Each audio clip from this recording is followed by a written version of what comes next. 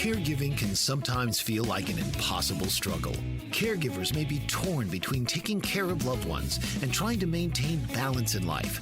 The good news is that it doesn't have to be that way. The Caring Generation with host Pamela D Wilson is here to focus on the conversation of caring. You're not alone. In fact, you're in exactly the right place to share stories and learn tips and resources to help you and your loved ones. So now, please welcome the host of The Caring Generation, Pamela D Wilson. This is Pamela D. Wilson, caregiving expert, speaker, consultant, and guardian of the Caring Generation.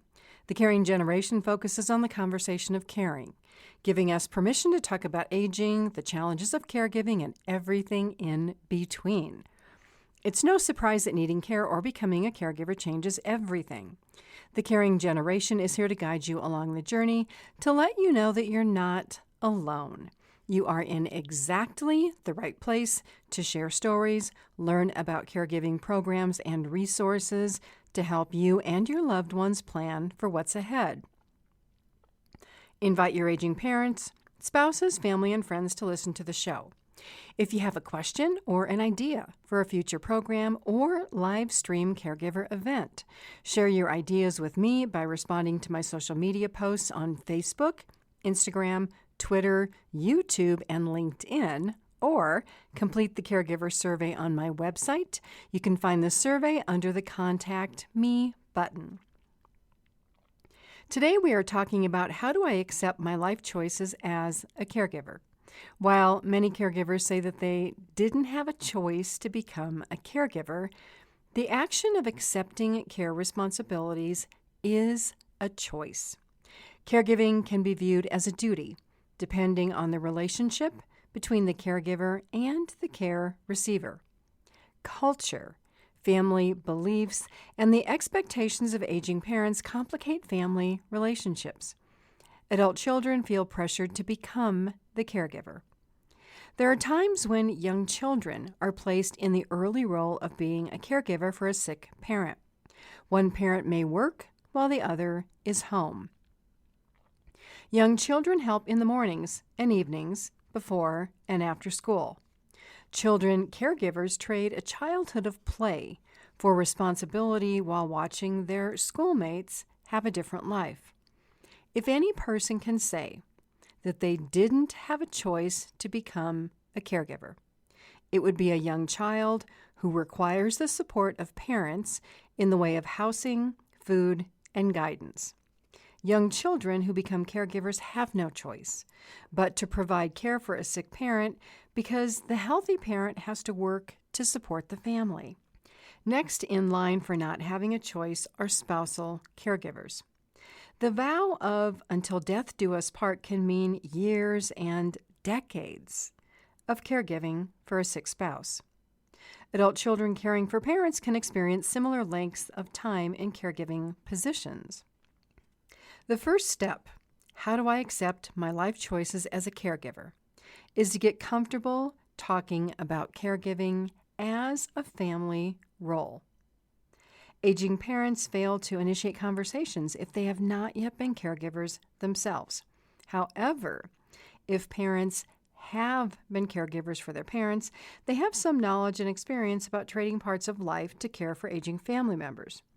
Some parents don't bring up the topic because they don't want to be a burden to their children or hope that they won't have health issues requiring care. Not talking about caregiving in families is naive. It's going to happen. Aging, especially if one is in poor health, can eventually mean hardships and difficulties. Let's talk about spousal caregiving relationships and the words in marriage vows.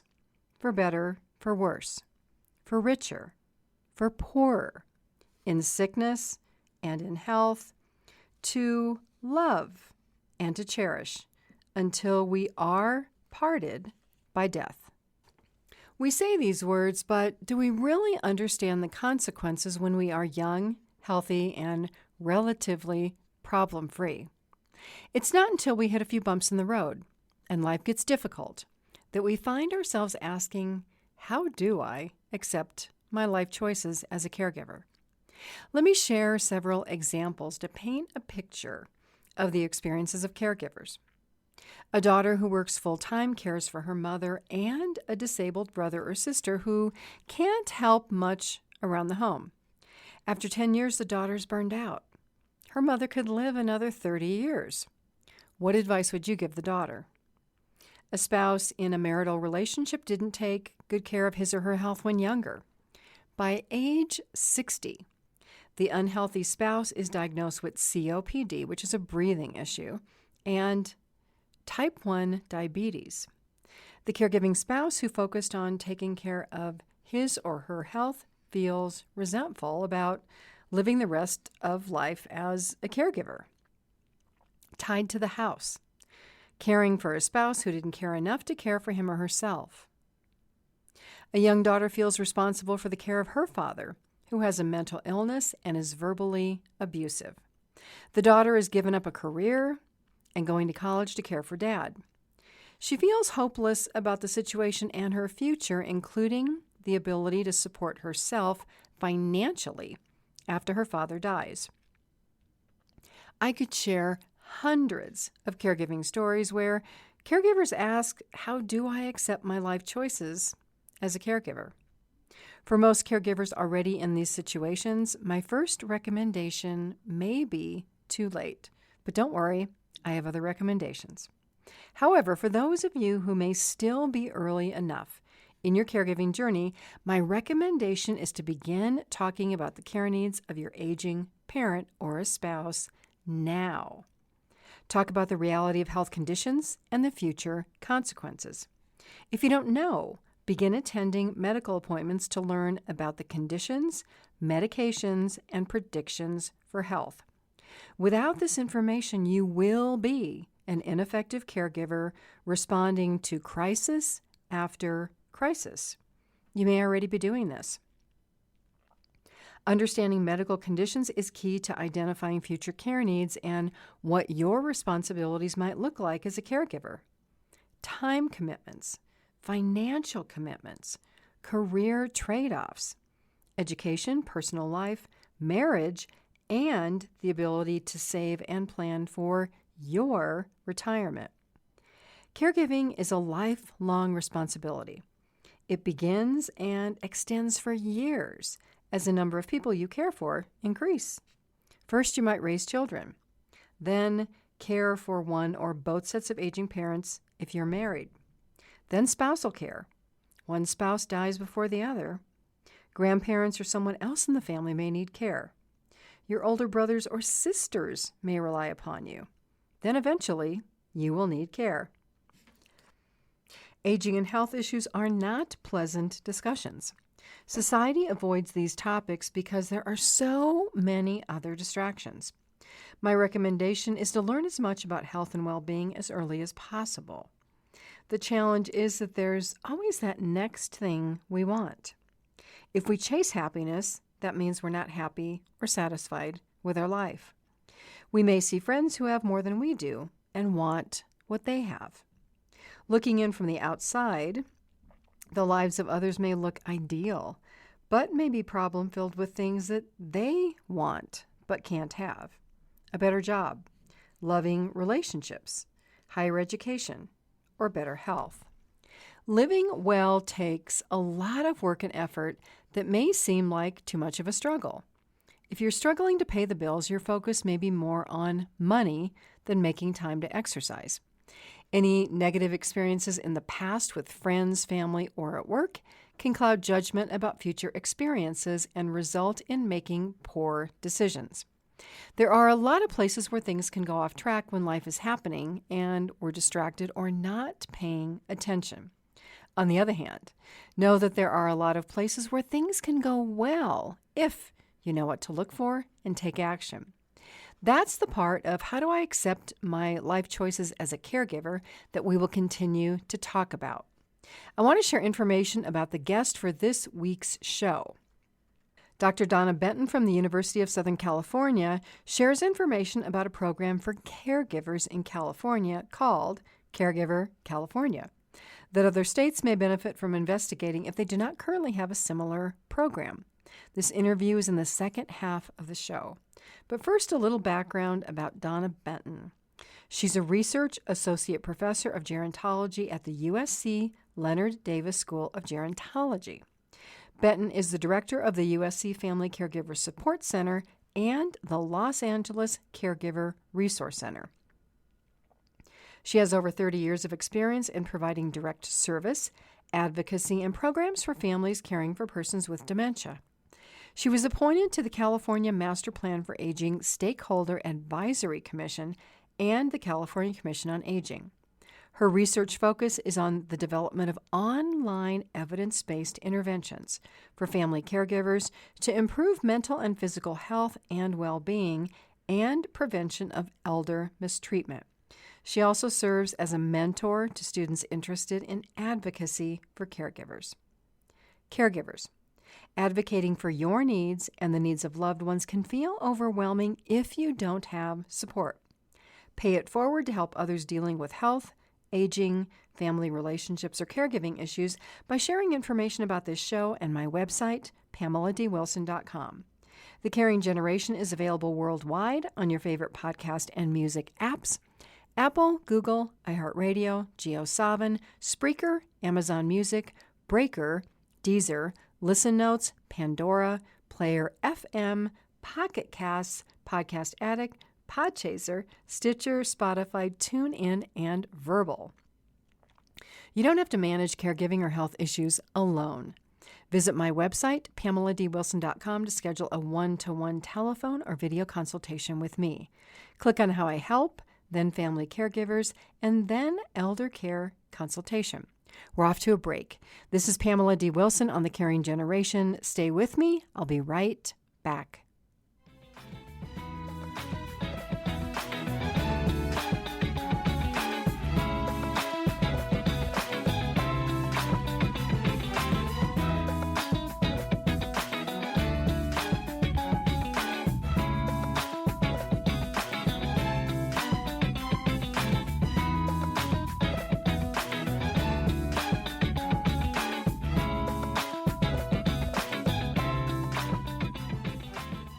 This is Pamela D. Wilson on The Caring Generation. Tips, articles, videos, links to the Caring Generation podcast, my book, The Caregiving Trap, Solutions for Life's Unexpected Changes, my caregiving blog, and online webinar courses to help you care for aging parents, family members, or yourself are on my website at PamelaDWilson.com. Let's continue our discussion about how do I accept my life choices as a caregiver. The ideas we're about to talk about are broad and can apply to any area in your life. I will relate each one by giving a specific caregiving example.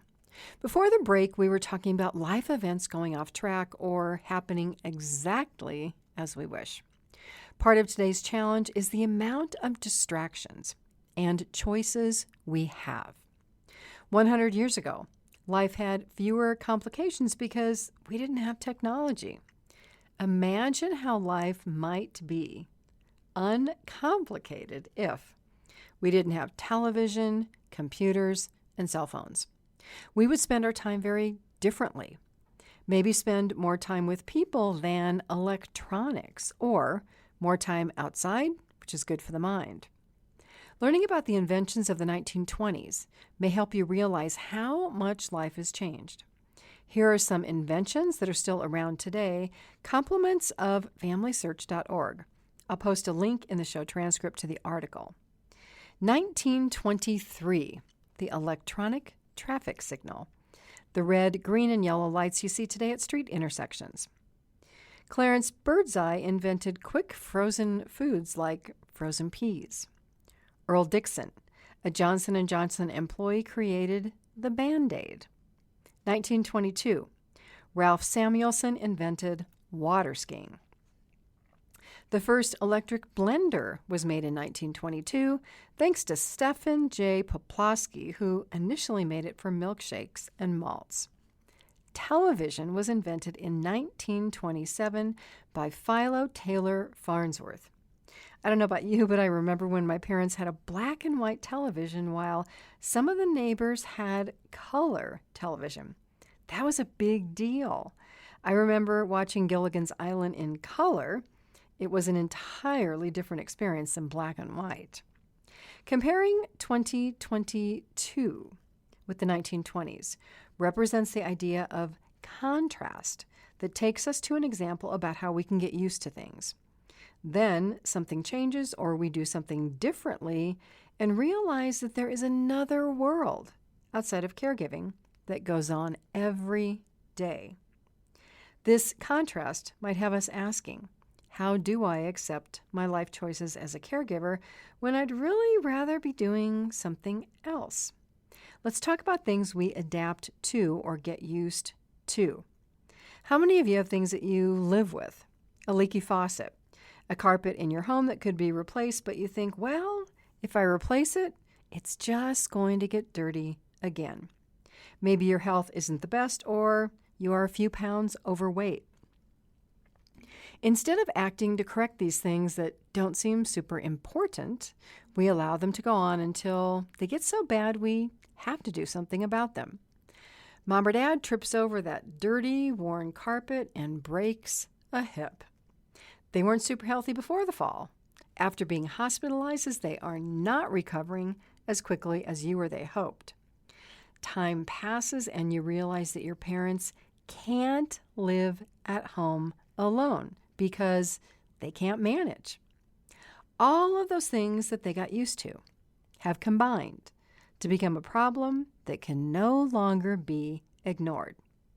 How do I accept my life choices as a caregiver or as the person who needs care? Sometimes we hear, well, if someone would have told me this could happen, I might have listened. Is the answer to how do I accept my life choices as a caregiver really dependent on others constantly telling us what we should do? If that's the case, that won't work. No one wants to be told what to do. And if we constantly have to be told what to do, we lose the ability to think, problem solve, and reason, which is crucial for managing through how do I accept my life choices. As a result of these contrasts, life for caregivers becomes not so much fun. If our parents can no longer live alone safely, we may have to spend a couple of weeks searching for an assisted living community. Then we have the list of other things involved in a move: cleaning at the home of aging parents, packing and moving, finding new doctors, and everything that goes along with creating and relocating a household. While you might be wondering, how do I accept my life choices as a caregiver? Aging parents may be asking themselves, how do I accept the life choices that resulted in these problems? There may be regrets about missed opportunities, not having better health habits, procrastinating to get new carpet, not making a doctor appointment, or hoping that the situation would get better by itself. The caregiver is swept into a continual list of to-dos without much discussion about whether this level of involvement will be permanent. Remember item number 1 for how do I accept my life choices as a caregiver? Talk about caregiving and what's involved before it gets to the point of burnout, resentment, anger, and toxic behaviors. If you missed that discussion, it's time to have it now. Some caregivers become swept up, overcome by caregiving responsibilities that they don't notice until they become sick and have to take a week off. Others take a real vacation and return home to realize that they no longer want the life of a caregiver. Or you may be in a moderate care situation, able to live part of your life but tied to caring for an aging parent or a spouse because of health issues that require daily care. Those dreams of retirement and driving across the country in a camper or a minivan are gone. Let's look at a life example of a 60-year-old who needs care. You worked all those years, but didn't take care of your health. You're 60 and worried that you may not be able to work until age 65. How do you fill in that 5-year income and insurance gap when you already have major healthcare expenses? Or your job may have been a victim of COVID. You were laid off, and while you want to work, it may be difficult to find a job. This is when the contrast of life before and after caregiving can be a downer. We want our old life, but we may not be sure how to get it back. Or the work and effort necessary to get it back seems like too much of a struggle. This is where our brains get in the way. Our brains assign meaning, good or bad, to our life experiences, but only if we let our brain take control of our thoughts.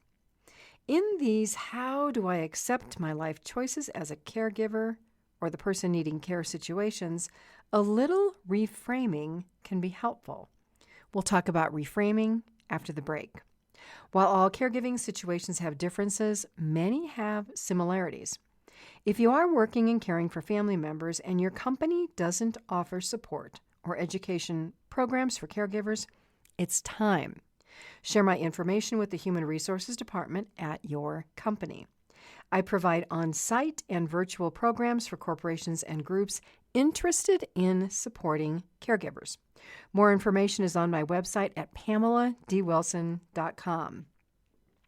You're with me on The Caring Generation. This is Pamela D. Wilson. Stay with me. I'll be right back.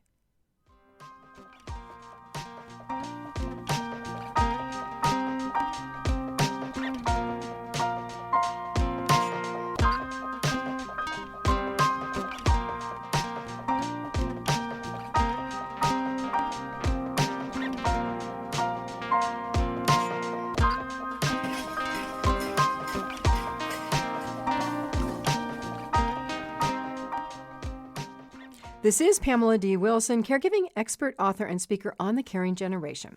If you are a caregiver interested about being proactive about the care of an aging parent, my online webinar course, Stay at Home, Helping Elderly Parents Stay at Home and Beyond, offers the processes and systems I use to manage care for my clients for more than 20 years.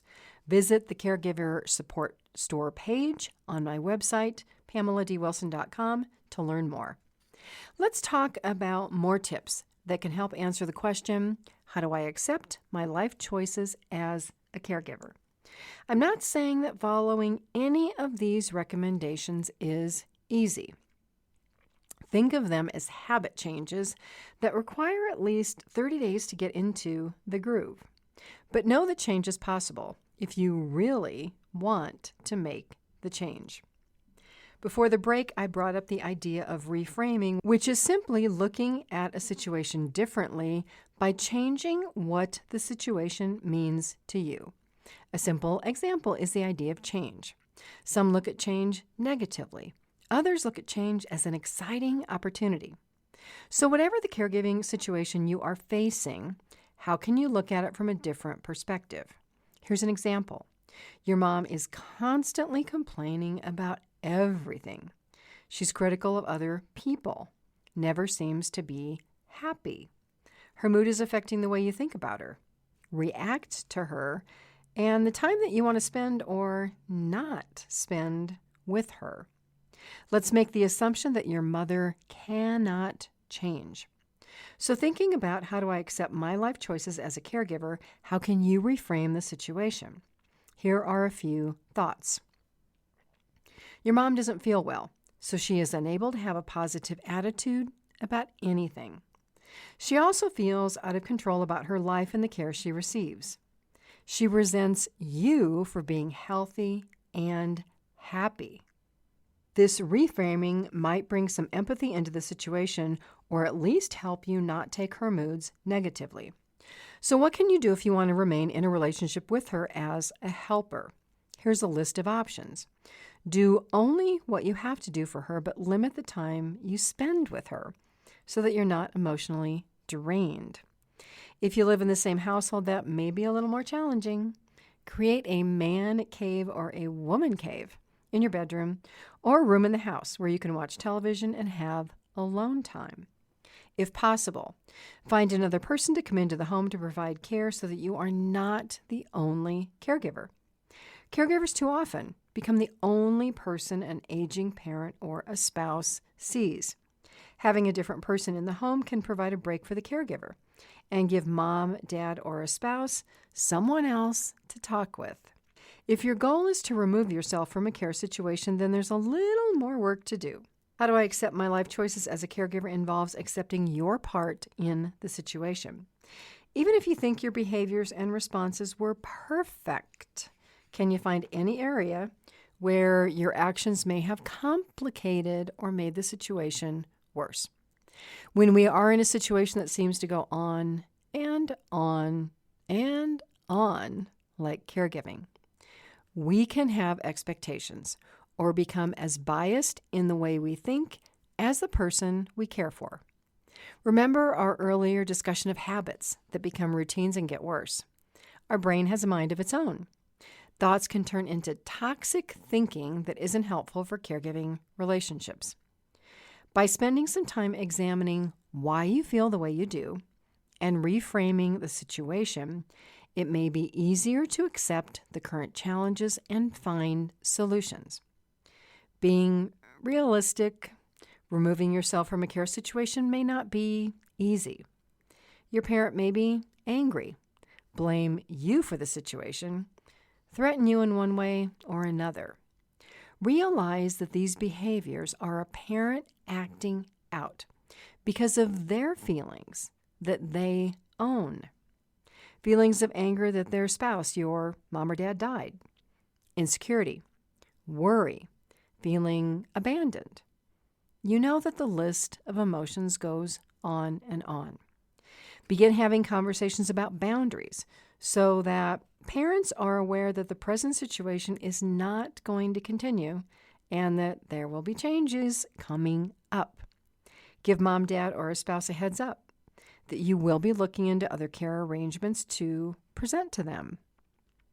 The reactions of your parent may be similar to when a child throws a tantrum. Parents either stand by and watch until the child calms down or shows empathy but holds their ground. After you have done your research, which may include meeting with a caregiving expert like myself or a care manager, so that you're aware of all of the options, you can then meet to present the options. You can say, Mom or Dad, by your reaction, I see that you're not happy with X. Under the circumstances, this is what I need to do for myself. I've done my best to help you, but I want more time for my life. These arrangements can offer the care you need. This is a tough conversation. You might feel intimidated or be afraid to take this step. If so, you're in good company. There's thousands of people, tens of thousands of people, probably millions of people who would rather avoid having this conversation. When having the conversation, it's important to be calm and factual to avoid emotional reactions on either side. Practice having the conversation. Role play what you think your parents will say so that you have a good response. More importantly, make sure you schedule a time to talk to your loved one so that they can be prepared for the discussion. Another component of managing through how do I accept my life choices as a caregiver is changing habits for the caregiver. If caregiving responsibilities have become a drag on your mental health, attitude, or thinking, create new positive habits and follow through daily. Accept that change, although initially difficult, will have positive benefits in the long run. Realize that your parents will have to make changes resulting from your desire for more independence. Change is hard for everyone. So much of what the focus on today is immediate gratification. We want something and we get it. Changing or creating a new habit rarely shows immediate results. We can make progress, have a setback, have to start all over again, and then return to making progress. The effort to succeed at making a change can be intimidating. Find a good support system like an online caregiving group and share your feelings and plans. It's likely that someone else in the group may be experiencing a similar situation and may be inspired by your willingness to share. Accepting life choices as a caregiver can also mean accepting a situation and the effect that it has on your life and learning to be okay with your choice. It may mean that you no longer take vacations because you have to be home for mom, dad, or a spouse. In all life situations, there can be a sense of grieving what we feel we've lost. The goal is to find something positive to replace the losses. Maybe a new hobby or an activity you enjoy. The longer we live, the longer we realize that we can't always have what we want, and that sometimes what we want may not be good for us. In a recent live stream event for caregivers, I talked about gaining wisdom through experience. For example, when we are young, we lack experiences and repetition of events from which we can learn. We learn with time and by making mistakes. Hopefully, though, not making the same mistakes over and over again. What would you tell your younger self today if you could? What wisdom would you impart? What have you learned? Whatever this is, share it with your children or others in your family, but only after asking if you can share. Remember, no one likes to be told what to do. But if you share with the intention of helping someone else, avoid a mistake you made or a tough lesson you had to learn, the information may go further. Think of all that the person you care for might be experiencing and talk about what can be learned from the situation. There are some people who believe that everything happens for a reason, that there are no accidents in life, that everything is out of our control. If this is a belief, continually ask yourself, what are you learning? And how can you benefit from the experiences and knowledge you gain? Up next, Dr. Donna Benton from the University of Southern California and the California Caregiver Resource Center joins us to talk about caregiver support programs available in the state of California that can serve as models for other states. We're off to a break. If you're looking for help navigating the healthcare system, decision-making about care for elderly parents, family relationships, or making a care plan for yourself, I can help. Visit my website and schedule an elder care consultation. Click on How I Help, Next Family Caregivers, and Next Elder Care Consultation. This is Pamela D Wilson on The Caring Generation. Stay with me. I'll be right back.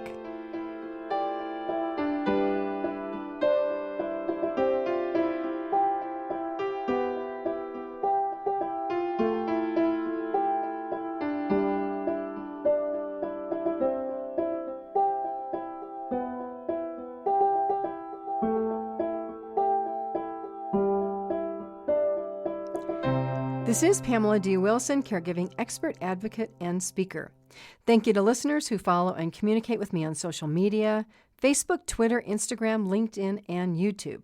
The questions you ask and the experiences you offer result in topics for this podcast, video, and other articles I create for you. Are there days when you wish you had someone to talk to? Someone to reaffirm that you are doing the right things? Experts who offer insights you might not have considered, or others who have valuable information that provide peace of mind are right here. You're in the right place with me and all of the listeners and experts on the caring generation. I'd like you to meet our guest for today, Dr. Donna Benton. Dr. Benton, thank you so much for joining me. Thank you for inviting me. So I want our listeners to hear how a small number of individuals can make a difference. Can you share how the organization was started in 1976 in San Francisco? Sure. Two women who were whose husbands one had a stroke, the other one was early stage Alzheimer's, and they were having difficulty because anytime they were called for help, they could probably find some help for their husbands, but they were also feeling like they would like someone to talk to. They needed to kind of have some guidance about what was going on with the disease. They wanted to know, just they had different questions, and they weren't able to seem to find all of these answers in one place. So they went to their local legislators and said, hey, is there a way that we can pilot or try out having a central place to call for resources? And that's how it started. It was so successful with the having, where somebody could call, they could find a support group, they could get information, they could be linked to resources, that it expanded from the initial pilot of after 1 year into what then became 11 centers after 3 years that cover California from tip to tip. I think a lot of states would be interested in hearing more about this pilot project. I know that when I did the research, there was an assemblyman named Art Agnos who helped kind of push this forward. Can you explain to people who don't know what a pilot project is, what it is and what the purpose is, and kind of how this worked? Sure. So a pilot, it's where you test out something before, and you figure out what are some of the gaps and what are the bugs before you roll it out very large. So in a pilot, you evaluate in this case, did we get any calls?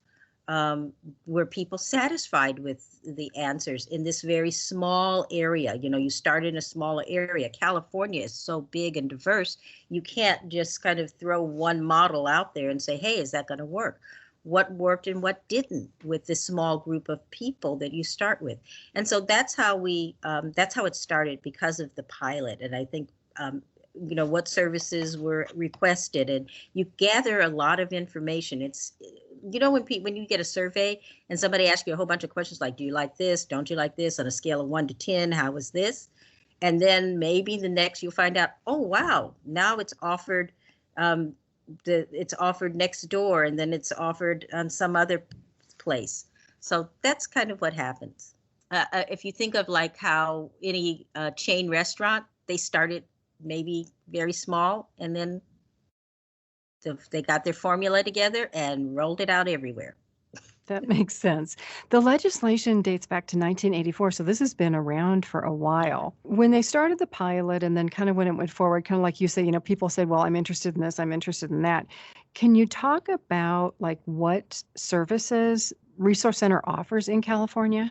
Sir, yes. So, and that's really good to know, because what we like to think of is, I always think of it as a, old-fashioned shopping center, so that you have a menu of core services that we feel that everyone needs, which is information, some training, you need respite, you need overall maybe someone to help guide you, which is what we call our case management services, or a family consultant. And you need, generally people need some information around legal services. But all of this needs to, because every caring family is different, but we found that, most of them will need all of this during your care journey. So you always start with an assessment, and that's the really key. And what's an assessment? That's the time that we take to talk with you, to find and ask you the same questions. Everybody gets the same questions. Questions about, who are you caring for? Who's your support system? How's your health? Remember, because it's for the caregiver, we're asking about their health, and then the health of the person they're caring for. What kind of legal information are you aware of? What do you know in terms of the disease? And so there's some very standard questions. How are you feeling? Do you have contact with other caregivers, or, do you get enough time for yourself, and how much time? Are you working? Are you retired? So there's a whole slew of questions that we ask, and that's called an assessment. But we ask everyone the same questions, because whether or not right now you may say no to a question, but in a year or so, you may need to have the information later. So we want to make sure that everybody has an equal access to all of the different services and get asked the same questions. So we start with an assessment that really helps personalize you, and it makes it very individual in terms of what we then later do, which is what we call a care plan. And so the care plan is really, that's what is decided between the family consultant and the family caregiver. What steps do they want to take to help during their caregiving experience? And we stay with you the entire time that you're caring. But that doesn't mean that you're calling every day. You may say, okay, right now I just need to get legal things together. And then you may not call again for 6 months. Or we'll call you in 6 months and say, hey, how's it going? Are the legal things set up? Anything new, any change in behavior, maybe changes in diet? Are you able to take breaks? Have you been to the doctor? That was one of the things you said you were going to do, is go to the doctor. Did you get a checkup yet? And so we just stay with you as things change over your caregiving experience, because it's usually many, many years that people are caregiving. And that's a good point. So the term caregiver can be pretty broad. There's caregivers for parents, or caregivers for their children, and then you have older parents and other people. So can you kind of explain the background of the people? Is it mostly people caring for older people, or is there a mix of parents raising children? Who comes to these centers? So when I use the word caregiver, we're talking about family. And so it's adult children. So it's, who are caring for a parent. You might be caring for your grandparent. You could be caring for a spouse. It could be a sibling. But for us, it's the unpaid. You usually are not doing this for pay, and it's what we do for each other as family or friends. So you could even be a neighbor who is next door to somebody who you've become very close with, and you're providing that day-to-day concern and care. It doesn't mean that you don't have to be doing necessarily the physical care, but I always say you start emotionally with that attachment for wanting to care and make sure that somebody is getting a good quality of life, that they're safe, and that you've been checking in on them. And then that's the beginning of your care journey. And you mentioned to me earlier that California has 11 resource centers. Can you explain which governmental offices combined to create all of these centers? I read about that in one of the documents. We're all funded under the California Department of Healthcare Services. And so we're under the Department of Healthcare Services. And then the 11 centers are funded through tax dollars. But we also have other funding besides tax dollars. Many have other grants and private donations, a combination. But we're all independent 501c3s, and we may have other sponsoring agencies. But all of the centers are through your tax dollars at work. You have a group that's they've created this fabulous website about a year and a half ago. What was the vision in creating that to help the caregivers in California? We really wanted it to be a little easier. So because the word caregiver is starting, people are beginning to notice the word caregiver, but also sometimes we forget that we are family caregivers, and we wanted one place where you could go and easily find out who's your neighborhood caregiver resource center, because caregivers aren't they don't have time to go from office to office, and all of our centers work either phone or online. So we used to do home visits pre-COVID. But we always came to you in wherever you are in the community, and we cover the entire state of California. So even though a center may be, say, located at a particular location, the work is actually done virtually or on the phone. And because of COVID, I know a lot of people work virtually now. Has that made it easier for people who don't necessarily have to drive to an office? They can just get on the phone or Zoom? They never had to get on the phone to begin with. And so, yes, it has made it easier because more people are understanding how to go online or having to use online because we're doing that more. But now you can see your family consultant. Maybe before you were talking to them on the phone regularly, but now we have HIPAA compliant Zoom so that you can have that private conversation with your family consultant. And I know a lot of states have researched what you have done already. Colorado was one of those such states. So for states who are looking to modeling the success of your program, what recommendations would you have for people in those states to get started? I would begin with looking at, we had the California Caregiver Task Force, which is, we have a website for the California Caregiver Task Force, and that really has a great compilation of recommendations around how to look at caregiving within your state.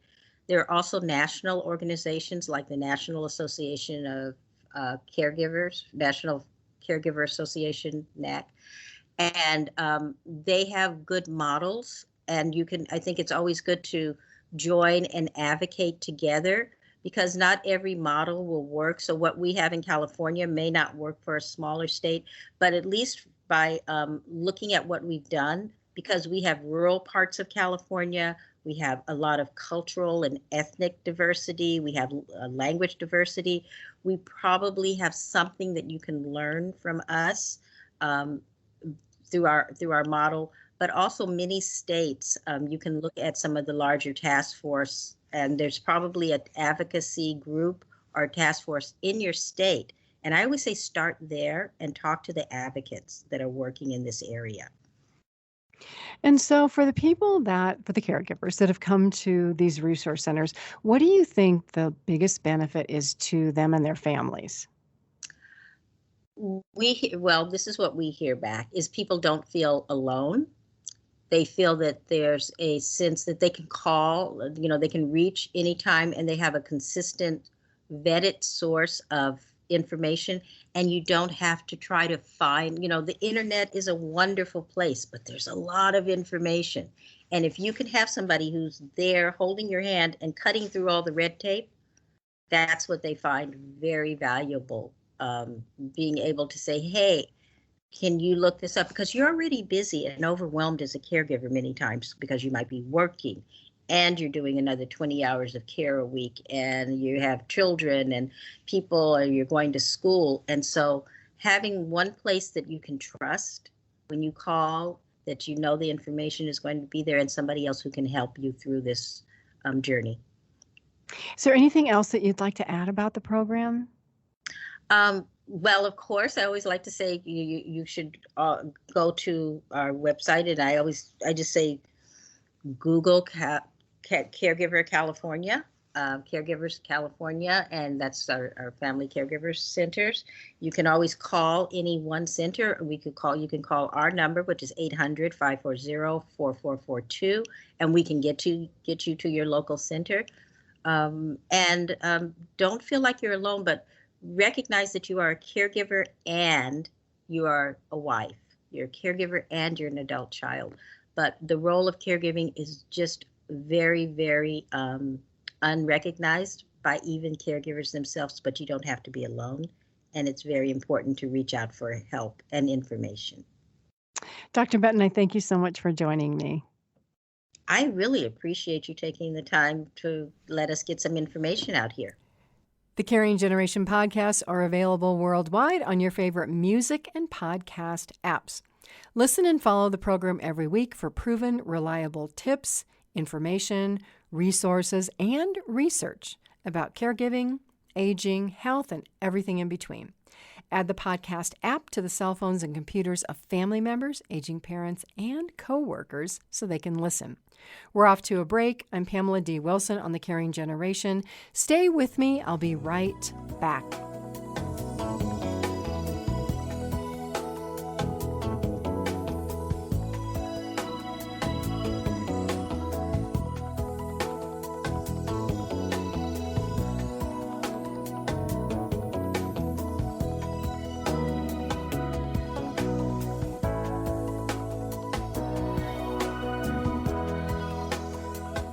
This is Pamela D Wilson on The Caring Generation. Does your group or organization have an interest in education about caregiving, health, navigating the healthcare system, legal issues, and more?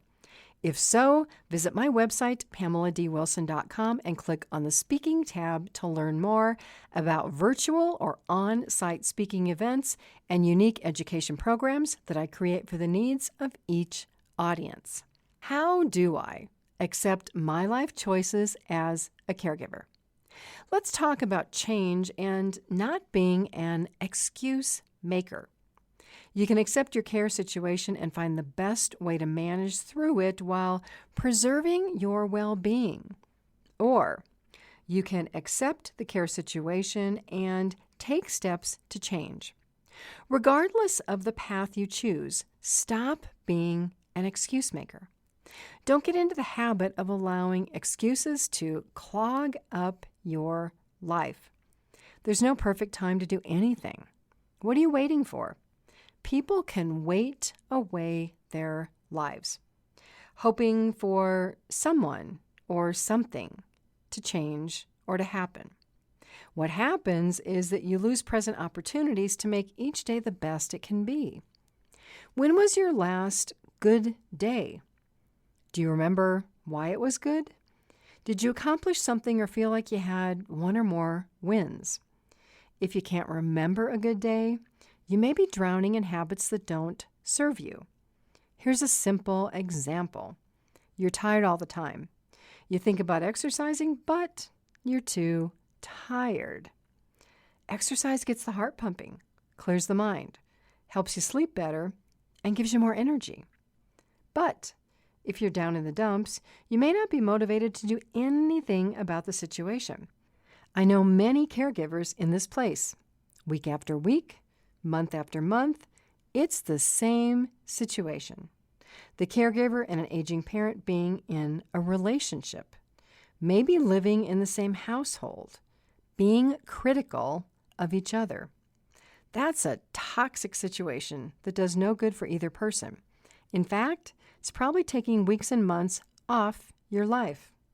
When you make the choice to not allow the behaviors, tantrums, and expectations of others affect your life, you can be happy in the midst of very unhappy people.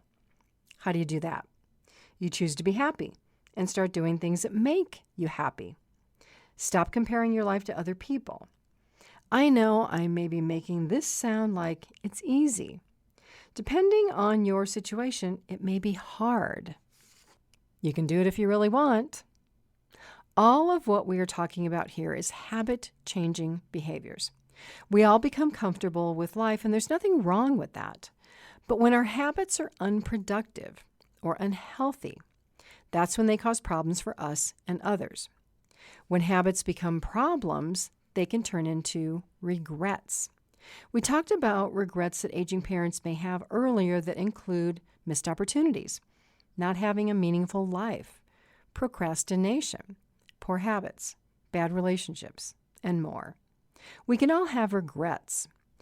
You can avoid regrets by being realistic about the answer to how do I accept my choices as a caregiver. Own your life. Own your choices. Realize that we all make mistakes and have the opportunity to learn from them. Think of things that you are grateful for every day. This relates to the idea of having a good day and having more good days than bad. You create your day. Spend time improving your communication skills. You will have better relationships. Identify the thoughts in your brain that drain you or drag you down. Ask yourself why you think, believe, or feel the way that you do. We all have things in our lives that we carry with us. It's that emotional baggage that weighs us down. Many people find it easy to blame situations or blame other people for their problems. Avoid being a blamer. Avoid being an excuse maker. Instead, become a solution maker. If you are around negative people, know that they may call you unrealistic or may not want to hear solutions. That's okay. Let the negative people be negative. Become like Superman or Superwoman with that kryptonite suit and allow the moods and opinions of others to bounce off you and back to them. If you watch or watched Saturday morning comics or are a fan of the comics, you know that superheroes have specific powers. Caregivers are superheroes. You just may not know it. The characters at Marvel and DC Comics have made a comeback with comics, movies, television shows, games, and more. Who isn't familiar with Spider-Man, the Black Widow, Wonder Woman, Batman, the Suicide Squad, the Avengers, Captain America, or Iron Man? There are times when a little escapism by watching movies or reading books or comics is really good for the caregiving mind. It's these times when you realize that there is another world out there besides being a caregiver. Some caregivers hide in the role of being a caregiver because it's easier to deal with someone else's problems than their own. How do I accept my life choices as a caregiver? Means planning and living your life. Not living in your parents' home and taking care of them while parents financially support you. I realize that the opposite happens. Parents move into your home and expect you to financially support them. Either way, this relationship is not good for any long period of time. As you can see, it can be easy to become entangled in relationships with another person. Entangled relationships can be codependent relationships. There are 2 podcasts that I'll mention that talk about this type of relationship if you don't know what it is. Entangled and codependent relationships limit the growth of both people. If you have any relationships that is fed by drama, you might be close to being in a codependent relationship, or you might know a person who seeks out codependent relationships. Codependent relationships limit individual freedom. A fear of losing the relationship exists. How do I accept my life choices as a caregiver is to identify if you have codependent tendencies and make the decision to change. Listen to the podcast, How Do I Stop Being a Caretaker, for information about the risks of caring too much. Another podcast, When You Can No Longer Care for Elderly Parents, shares tips for managing lopsided caregiving relationships. To find your path forward, ask yourself, what is it you want from life? What do you feel you're missing or giving up as a result of a caring relationship? Look at boundary setting and ways to create balance. The most satisfying relationships result from equal amounts of respect, love, commitment, honesty, forgiveness, self-insight, individuality, and compromise. Good relationships don't show up on our doorsteps. We create them through our habits and behaviors over time. If you are an aging adult or a caregiver not sure what to do or how to plan for care or how to get your time in your life back, my website, PamelaDWilson.com, offers resources for caregivers. Check out my caregiving library, my Caring for Aging Parents blog. Listen to all of the Caring Generation podcasts. Read the show transcripts that include links to research by program guests, and check out my online caregiver courses in webinar format. It's like binge watching your favorite television show. You can also watch hundreds of videos on my Facebook and YouTube channels. There's something for everyone at PamelaDWilson.com.